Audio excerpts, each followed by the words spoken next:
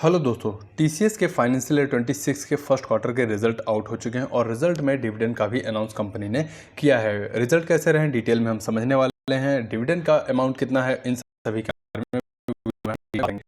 तो सबसे पहले बात करेंगे रेवेन्यू यानी किसी भी कंपनी की फर्स्ट अर्निंग जो होती है वो रेवेन्यू होता है। रेवेन्यू अगर आप देखेंगे टीसीएस के केस में तो 63,437 करोड़ का रेवेन्यू हमें देखने को मिला है। अगर हम ईयरली कंपेयर करते हैं तो यहाँ पर ग्रोथ 1.3% की ग्रोथ हमें देखने को मिली है। अगर revenue Q on Q base पे कंपेयर करेंगे तो रेवेन्यू यहाँ पर कम होता हुआ नजर आया है। इसके अलावा चलते हैं प्रॉफिट की तरफ। तो प्रॉफिट का नंबर अगर आप देखेंगे तो यहाँ पर आपको क्यू ऑन क्यू बेस पे और ईयरली दोनों बेस पे आपको ग्रोथ अच्छी खासी देखने को मिलेगी। 12,760 करोड़ का प्रॉफिट जो है वो कंपनी ने किया है। वहीं 3 महीने पहले का अगर प्रॉफिट देखेंगे यानी फाइनेंशियल ईयर 25 के फोर्थ क्वार्टर के दौरान तो 12,224 करोड़ का कंपनी ने प्रॉफिट किया था। अब प्रॉफिट कंपनी का इंक्रीज हो रहा है और रेवेन्यू कम हो रहा है। इट मीन्स मार्जिन जो है वो अच्छे खासे कंपनी के इंक्रीज होते हुए नजर आए हैं। लगभग 20% से ऊपर के मार्जिन हमें देखने को मिल रहे हैं, जो कि अगर 3 महीने पहले आप कंपेयर करेंगे तो 19% मार्जिन हमें देखने को मिल रहे हैं। तो मार्जिन में काफ़ी अच्छा सुधार हमें देखने को मिला है। और ऑपरेटिंग मार्जिन की अगर हम बात करते हैं तो यहाँ पर भी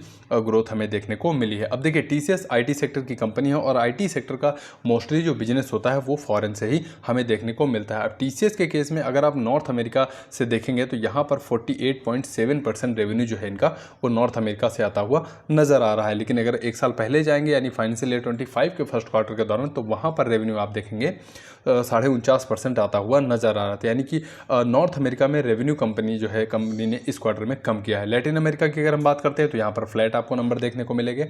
अगर इसके बाद यूरोप कॉन्टिनेंट में चलते हैं और वहाँ पे यूके का नंबर देखेंगे तो यहाँ पर भी ग्रोथ हमें देखने को मिली है। 18% के आसपास रेवेन्यू जो है इनका वो यूके से आता हुआ नजर आ रहा है। उसके बाद कॉन्टिनेंटल यूरोप की अगर हम बात करते हैं तो यहाँ पर भी 0.6% की ग्रोथ हमें देखने को मिली है। 15% के आसपास रेवेन्यू हमें यहाँ से आता हुआ नज़र आ रहा है। इसके बाद एशिया पैसिफिक की अगर आप बात करेंगे तो यहाँ पर नंबर आप देखेंगे बढ़ते हुए नज़र आ रहा है। यानी 8.4% रेवेन्यू जो है वो कंपनी एशिया पैसिफिक से कमाती हुई नज़र आ रही है। इंडिया में आप देखेंगे तो यहाँ पर रेवेन्यू कम होता हुआ नज़र आया है, क्योंकि एक साल पहले इंडिया से जो कंपनी रेवेन्यू जनरेट कर रही थी वो 7.5% हमें देखने को मिला था। लेकिन अगर लेटेस्ट अपडेट के अनुसार आप देखेंगे तो 5.8% रेवेन्यू ही इंडिया से हमें देखने को मिल रहा है। इसके बाद मिडिल ईस्ट एशिया की बात करते हैं तो यहाँ पर भी नंबर आपको मिले जुले देखने को मिल रहे हैं। तो रेवेन्यू अगर आप कंपनी का कंपेयर करते हैं तो यहाँ पर सबसे ज़्यादा रेवेन्यू अमेरिका कॉन्टिनेंट, उसके बाद यूरोप कॉन्टिनेंट से ही आता हुआ नज़र आ रहा है। इसके बाद चलते हैं कौन से सेक्टर में कंपनी बिजनेस करती है। तो देखिए बीएफएसआई यानी बैंकिंग सेक्टर की अगर हम बात करते हैं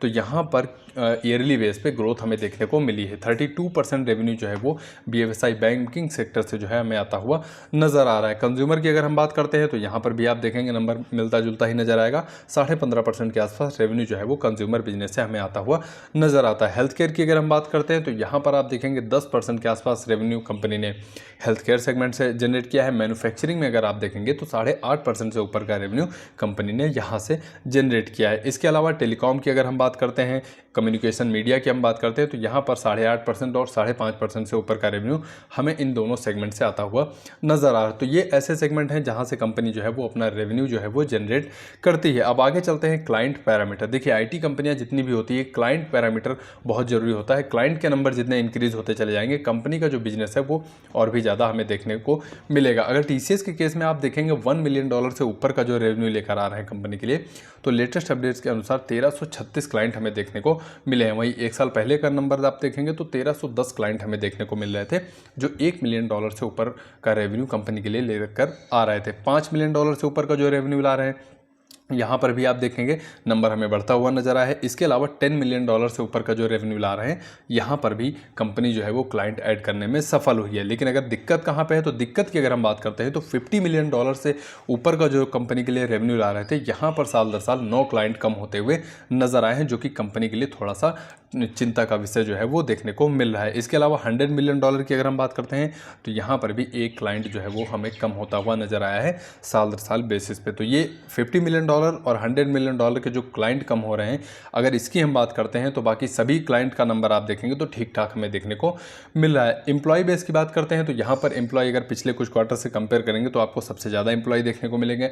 आईटी कंपनियों में एम्प्लॉय इंक्रीज हो रहे हैं, इसका मतलब बिजनेस में सुधार हमें देखने को मिल रहा है। अगर एम्प्लॉय नंबर देखेंगे तो 6,13,069 जो है एम्प्लॉय टोटल टीसीएस के पास हमें देखने को मिल रहे हैं। लास्ट में एट्रीशन की अगर हम बात करते हैं तो 13.8% एट्रीशन हमें लास्ट 12 मंथ का देखने को मिला है, जो कि आप कह सकते हैं कि ठीक ठाक एट्रिशन रेट है। बहुत अगर ये बढ़ता जाएगा तो कंपनी के लिए सरदर्द हमें देखने को मिलेगा। इसके अलावा डिविडेंड की अगर हम बात करते हैं तो कंपनी ने 11 रुपये पर इक्विटी शेयर जो है वो शेयर होल्डर के लिए डिविडेंड अनाउंस किया है। वीडियो अगर आपको पसंद आया हो तो वीडियो को लाइक करिए। वीडियो के माध्यम से 0.1 या 0.2% आपको जानकारी मिली हो तो चैनल को सब्सक्राइब करिए। कमेंट बॉक्स में आप अपना सुझाव भी दीजिए। आपके कीमती समय के लिए आपका बहुत बहुत धन्यवाद।